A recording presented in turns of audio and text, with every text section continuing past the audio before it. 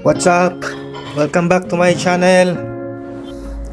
Dahil palamig na ng palamig dito sa amin at panay na ang ulan, hindi na makagala at makakain sa labas, kaya naisipan kong magluto ng chicharon. Perfecto samahan ng malamig na pulang sabaw. Madali lang naman itong lutuin. Kung gusto nyong gayahin, panoorin lang ang aking video.